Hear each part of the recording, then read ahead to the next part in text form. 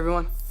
Marvel is under fire and from one of their own. After another iconic Marvel villain was shown being quote-unquote race-swapped, the former X-Men 97 showrunner didn't hold back, especially after being fired. Bayo DeMayo served as the head writer for X-Men 97 and the overall showrunner, overseeing its revival and earning critical acclaim for the series following its March 2024 premiere.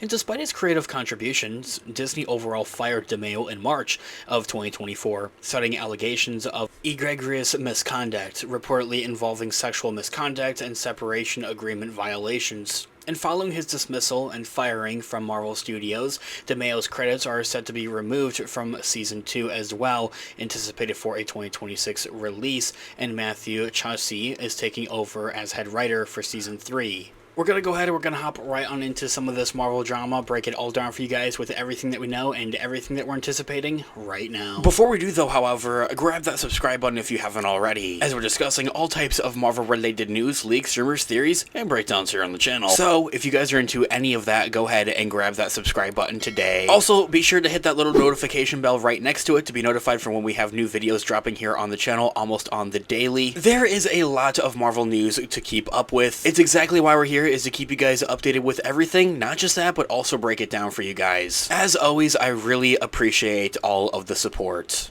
Okay, so in this video we are going to be taking a quick read from the Direct's article as an overall garnering source. I'll have their article linked in the description down below for you guys to check out there as well. Bayo DeMayo puts Marvel on blast for race swapping of white villains. The former X-Men 97 showrunner and writer, Bayo DeMayo, took to social media to criticize Marvel Studios for its recurring practice of race swapping traditionally white villains to black characters instead. This was sparked by Norman Osborn being a black man in the upcoming animated series Your Friendly Neighborhood Spider-Man. In a post on X, formerly known as Twitter, DeMayo had called out Marvel Studios and put them on blast, asking them to stop race-swapping white villains to black people, saying in quote, "Here, let me rephrase. Hey Marvel Studios, please stop race-swapping white villains to black people. It reads funny. Kang, the High Revolutionary, Norman Osborn, Electro, Mordor," ending that quote right there. Those are all technically white villains to some capacity in the Marvel comics. And then they seem to have been race swapped to have all these villains played by black people or black actors. DeMayo, a black writer and producer himself, elaborated in a few follow-up posts, stating that such casting choices perpetrated problematic narratives. It is a visual story of white good guys beating up the black bad guys, saying in quote, "Much of what we consume, especially the kids, visually influence how we see the world. When the heroic good guy is nearly always a white in canon, white bad guys are made black for representation. It is a visual story of white good guys beating up the black bad guys, especially when their library of black heroes are so radically underserved. It reveals a strong bias or ignorance." Ending that quote right there. DeMayo also addressed his involvement with changing the skin tone of the sunspot in X-Men 97, clarifying that it was a Marvel directive actually and not his control, saying in quote, "Asked and answered. This was a Marvel directive. Creative crew members and I brought up his Afro heritage and multiple times. They wanted a Latino representation, and the team since Storm and Bishop were already black."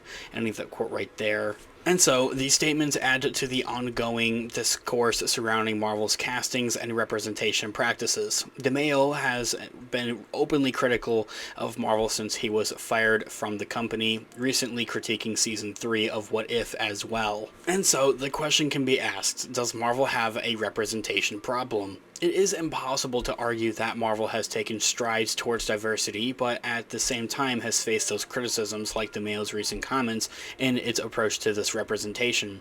Recent films and shows and projects have shown a trend of casting black actors as the villains, raising questions about how these portrayals align with the broader efforts for inclusion. It just isn't a good look at the end of the day, and I honestly do agree with what DeMayo is saying, especially with how the kids view this. It's a visually influence on them and how they see the world. They see the white good guys beating up the black bad guys. It's essentially especially something that just doesn't really make sense. It doesn't have any business doing so when you have these characters from the comics that are originally white. Why not just keep them white and forget, the representation? Filmmaker Brandon David Wilson also coined this the Black Villain era, reflecting a shift from the historical invisibility of black characters to film to the opportunity for them to portray a range of complex roles, including many MCU antagonists. While villains like Michael B. Jordan's Killmonger and Black Panther elevated the narrative by engaging with the real-world ideologies, others like Jonathan Majors' Kang in Ant-Man and the Wasp: Quantumania honestly lacked that depth, which could have taken away in their potential impact on the young audiences at the end of the day as well, and maybe what Marvel was really trying to truly go for. If Marvel Studios and Disney seem to make any changes with this, or even come out with some type of statement, official statement on their own, talking about this, criticisms as well, is kind of yet to be seen, or if they'll take anything to actually comment on it. It's also kind of hard to tell if they were even doing this purposely. Half the time, I feel like fans do get too caught up in the story to really even notice things like that. Like Kang appearing in Quantumania, well, he also appeared in the previous Disney Plus Loki show and was a huge setup in there, and also had a huge implication and setup for the greater, grander multiverse saga, but those plans were ultimately cut short. So now it's kind of just one of those situations that does look bad. The High Revolutionary in Guardians of the Galaxy, I honestly was so caught up in his